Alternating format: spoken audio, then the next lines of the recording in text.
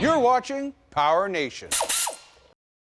We are back this week with our Bigfoot-inspired 94 F150, and we are finally moving in to get some new gauges, custom seats, and a whole lot more installed. Welcome to Dirt and Trails.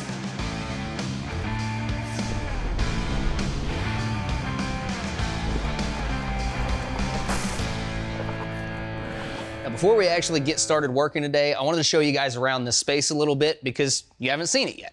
So this is what we're calling our clean room. Now, that doesn't mean it's gonna stay clean, but we're gonna be doing all of our clean work in here, such as wiring, plumbing, building AN lines, stuff like that. Over here, we've got our wiring table. Now you can see we've got a whole bunch of spools of nice high-grade Summit Racing brand wiring. I've also got it rigged up with a battery down below, hooked up to positive and negative hookups up top, controlled by this switch, and we've got a maintainer hooked up to our battery down below. Now over here, we've got our AN station. We've got a whole bunch of fittings up top and a whole bunch of goodies and tools inside, plus a vise for when we go to actually cut the lines and stuff like that. And over here, obviously, this is a toolbox full of mostly electrical tools and anything else we might need to be doing that kind of work in here. Before we actually start building out our new gauge panel, I want to talk about a few of the options we have on how to make this happen. So what I've been thinking, I'm going to go over 3 of them with you guys. So first, we have the original cluster, which we can take apart in pieces, which we're going to be doing no matter what. And we could try and fit a panel in there and then fit our gauges in to that. We could take the actual dash panel and try to fit something inside of here and just have it mount straight to this panel, go right back in. It'll still give us plenty of room on the back side for all of our wiring and stuff like that. The most complicated option, we could go back to the truck, build a whole new panel to replace this thing and put the gauges straight into that, plus adding in any switches or anything like that that we may need. I don't think I'm gonna go that route just because that's a lot more time and a lot more material and effort. So let's get this torn apart and see how well these gauges are gonna fit inside of this cluster.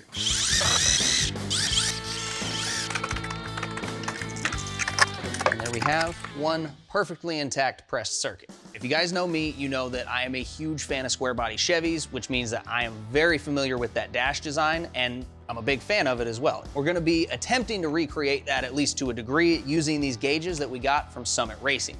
Now, these things are actually Summit Racing brand, and they are all electric, come with everything you need to get them installed. We've got our speedo, tach, fuel level, water temp, oil pressure, and our voltmeter. That is everything you would need to know in your dash. So we're gonna be getting all of these put in. Now, one of the cool things about these Summit gauges is they have what's called a full dial low warning. So with, say, your fuel or your voltmeter, if it starts reading low, like your alternator's going out or you're almost out of gas, you can actually program these things so that the entire face of the gauge will start to flash at you and say, hey, something's going on and you need to check it out. So first things first, we need to do a little bit of test fitting just to make sure everything will actually fit inside of this case. Now, I mentioned we want to go for kind of a square body style setup. So it's going to be large gauge here, and then our 4 smaller gauges are gonna go off to the side if we can make that happen. So we're gonna be running our tach to the right.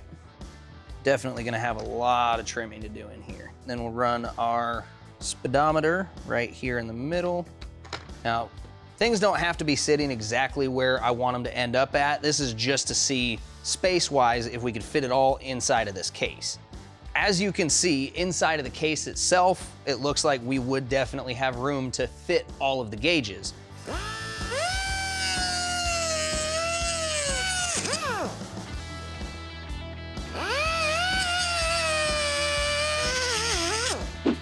As you can see, this thing looks a little bit different than it did before, but that's for good reason. So I chopped out the entire back section so that we've got room for the gauges to actually sit in. Now, before we install them, obviously we're gonna need to make a plate to go across the front of this so that they actually have somewhere to sit. But for right now, we're just getting our fitment dialed in. So we're gonna put that bezel in right there, just do another test fit, see if any more clearancing needs to be done. Small gauge in here. We could scoot that over a little more if we needed to. Looks like we will definitely have room to get these in here. So what I'm gonna do next is I'm gonna trim out here at the bottom and a little bit here at the top, like I mentioned. And then after that, we're gonna hop over to the fab side of the house and I'm gonna work on making the plate where the gauges are actually gonna mount to. Now that I'm done clearancing all of our plastic pieces, I'm over here in the metalworking side of the house because I need to make a plate for the gauges to actually mount to. Now, I'm gonna be using this piece right here as a template and just get a rough outline here. Now, I could use this, but I don't wanna have to cut these pins off because that's what's gonna help locate everything back where it needs to go, and we are going for that factory fit back into our dash. What's gonna happen is I'm gonna outline this on our aluminum here, then I'm gonna take it over to the bandsaw and get a rough cut, then use a sander or a die grinder just to get it shaped in perfectly so it's gonna fit between here and here. And not only is that gonna give us somewhere to actually mount the gauges, but it's also gonna act sort of like a spacer plate to give us even more room to get our lens put back on. Now, while I'm working on this, Chris is out back behind me and he's working on finishing up the cross member for our transfer case. Now, this outline is gonna be a little bit rough just because I can't get this piece all the way flat onto our metal. But that's okay because leaving a little bit of a gap around the outside gives me a little bit more to work with to make sure we can actually get this thing fitted in properly. Like I said, templating off of stuff like this isn't always the easiest, but giving yourself that little bit of extra room, never a bad idea. It's a lot easier to take more out than it is to put it back.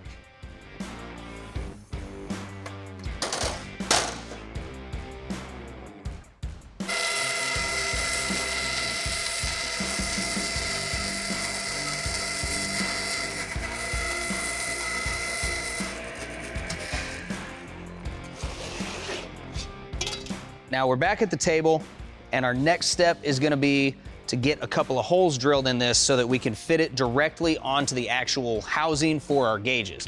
So what we're gonna do there is we're gonna mark out these 3 pins, and then we're gonna be able to set it on there and get a much tighter fit to the outside of this thing. Now, since we're just doing it for these alignment pins, we might be a little bit off marking this way, but that's okay because we can come back and slot those holes out just a little bit, and that'll actually give us a little bit of movement to make sure this thing gets fitted perfectly.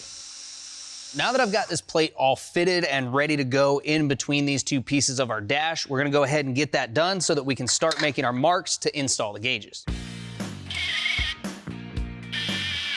At this point, you do want to start being a little bit more careful with your plastic because you got to remember we have cut out a majority of this structure.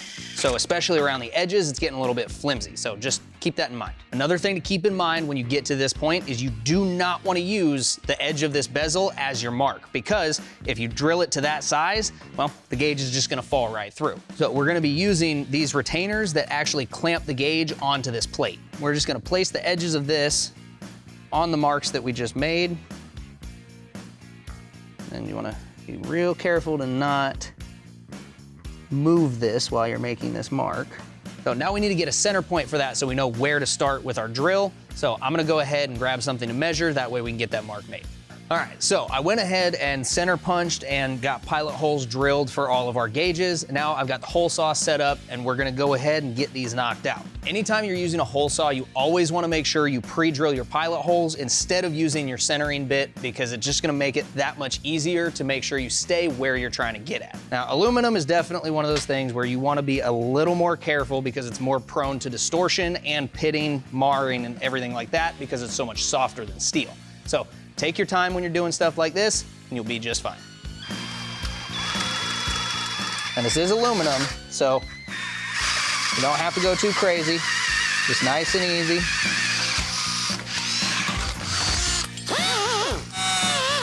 Now that is gonna give us all the information we might need off of our dash, and it looks real good. Looking at this now, looks like we are gonna have to clearance just a little bit out of this right here. And then, like I mentioned earlier, a little bit out of our centerpiece right here. And then the same thing on our outer bezel. That way we've got a better view of our voltmeter. But I think this thing looks awesome and I'm pretty confident we can go ahead and call this finished up. You guys go bug Chris for a little bit. All right, while Eric has been doing that, I've been over here working on the transfer case. Now, I got the transmission in, now I have to get this transfer case settled home, but I think I got it figured out here. We're gonna do a custom cross member in this and just hang it completely. I want it to be a little bit lower than the output of the transmission. This way, it's not as steep of an angle going from the transfer case back to the rear axle. And for the front, I actually don't have to worry about that because it's going to be rotated ever so slightly.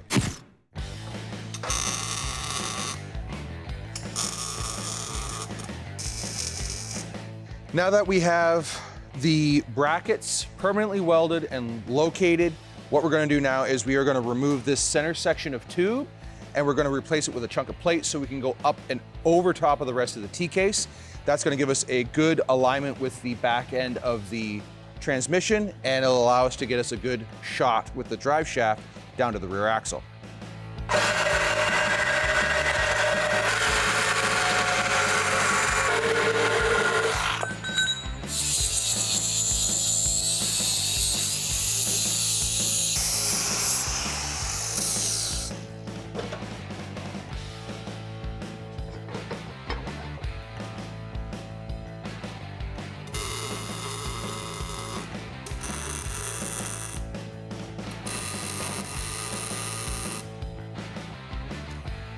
There we go. All right. Now, weld her out. Move on to the next bit. What? Yeah. All right.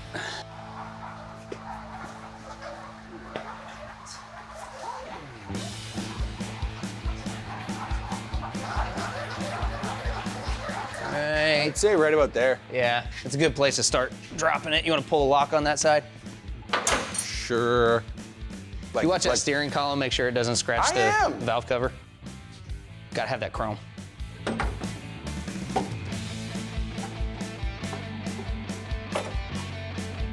we go. You wanna drop one in the back corner? Dude, I am too old to be climbing over this stuff. So go to the other side of the, Dude, I still have to come in from the top. just go around the other side of the lift post, lean back, and do that. How long do you think my reach is? Longer than mine.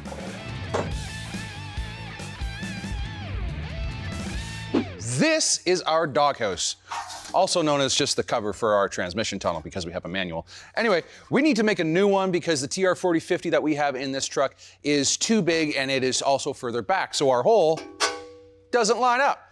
So we need to make a new one because if we don't do that, then we're just going to be getting a whole bunch of mud and debris inside, and then Eric's going to be complaining when we're off-roading, and he does that enough.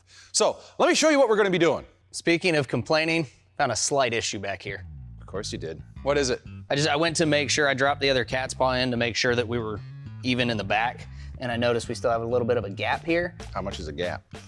Maybe a quarter inch, but it's between the top of the bushing and the bottom of the cab, and it's because You're sitting on the crossmember. Yep, floor's resting on there. So, just chop it back the rest of the way, do a full tunnel.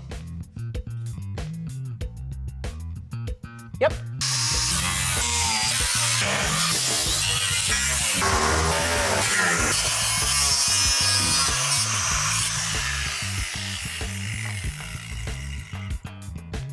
Dang it. That there, what I'd like to do, or what I want is the original lip that's around the top there. Yeah, we'll maintain that. Yeah, just push it forward and then make it fit. The hole that's left, I will make a patch panel. Actually, if you could make a patch panel out of that, that'd be glorious. Yeah, I mean, really, we should be able, I'll just trim out back here. We should be able to flip it to the front side and just put it right back in. Just for a rough idea to make sure. Just for a rough idea. Oh, wait.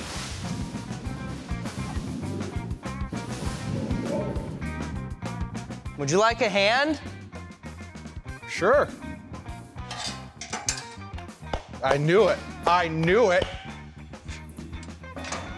Anyways, now.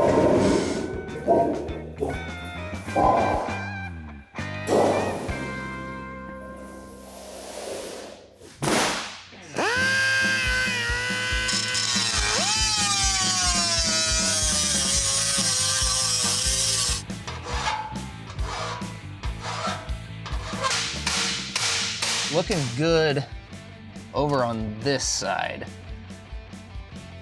Everything still lines up.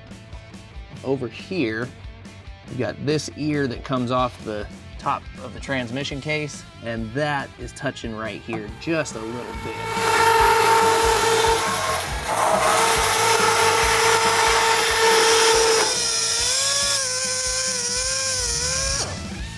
All right, little tight, but I think I can go ahead and call that good.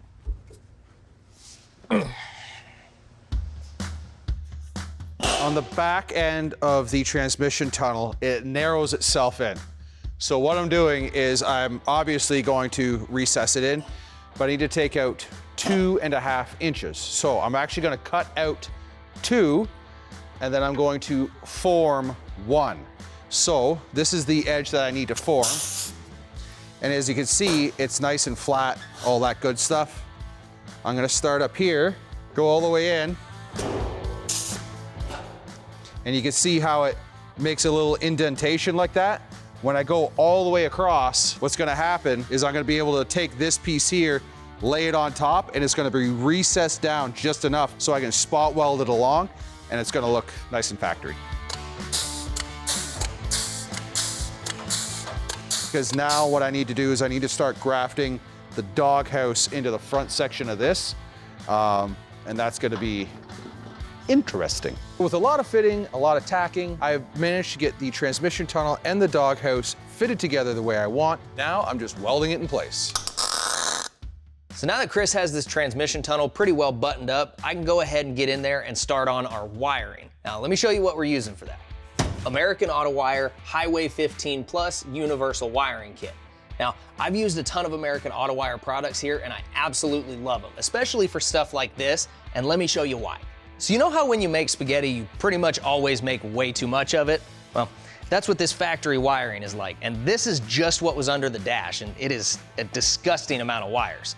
And it's not even all of it. There's still some stuff that had to be cut out to get it out of the way. We're gonna be able to make the right amount of spaghetti using the American AutoWire kit that we got. It's gonna simplify the entire system down to just what we need for this thing to run, drive, be street legal, and have all the accessories that we're looking to add on. Let's get started.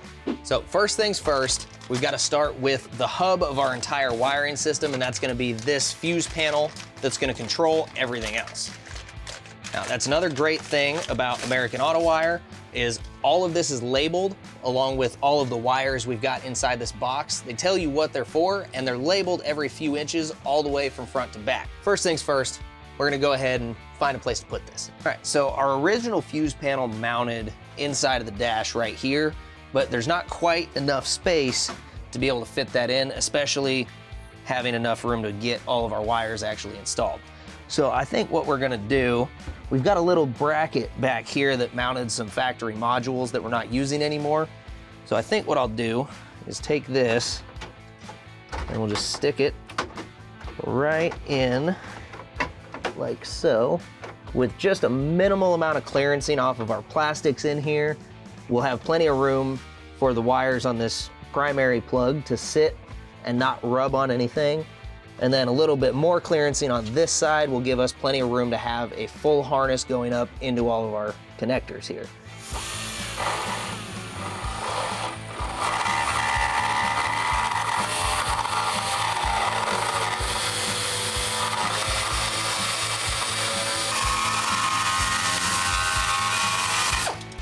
I think we can call that good. So we're gonna go ahead and before we start running the wires, we're gonna get some components installed so that we know where those wires are gonna have to go. All right, so there's just a couple of things I wanna get installed before I start actually running these wires. It's gonna be our new headlight switch, ignition switch, because as you can see, I pulled the factory one out, and our new dimmer switch, because it's always cooler to have one on the floor than up on the column. Yeah. New rule, we are not adding door bars to anything until all the interior work is done from here on out.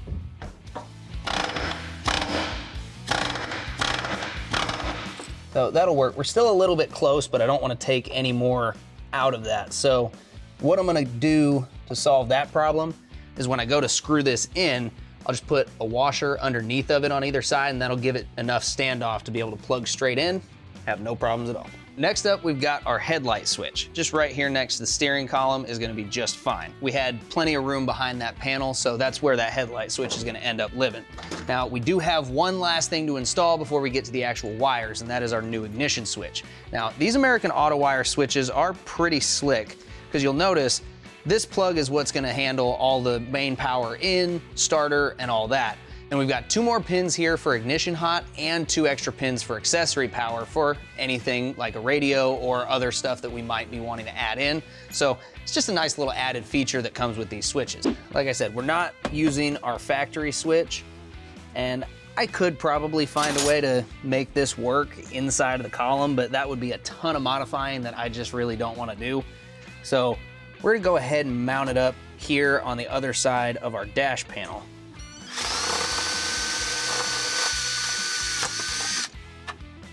Right. Now, there is one thing I did not consider that I had to fix before I could put this in, and that is the thickness of this plastic. Now, as you could probably tell, there's not a whole lot of threads to this ignition switch. All I had to do was just a little bit of careful work with a sander, thin that plastic out enough for those threads to grab on.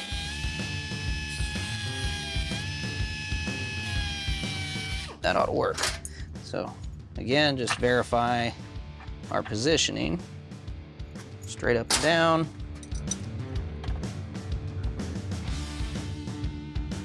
Now let's pop this back in. Ignition switch located, headlight switch located, and neither of them is too far off from the factory positioning. I mean, obviously this is on the dash instead of the column, but it's still relatively close, and with older Ford trucks, that's actually a pretty common place for it to be, so I don't really see a problem with it. I gotta get out of here again. All right, now we got most of our interior wiring finished up and we're ready to start moving our way out into the engine bay, but before we can do that, we've got to get our FiTech Go EFI 8 system reinstalled. Now, this system was set up by Pat and Frankie, so a lot of the sending units and everything we need on the engine itself is already there. Plus, we already have the harness, which we might need to make some modifications to now that we're moving it from a run stand to an actual engine bay, but we can deal with that later once we get things like the battery and other supporting components installed. But I want to show you guys just how easy it is to get one of these systems connected, because even if you don't have this stuff pre-installed like we have here, it doesn't take much to get it there.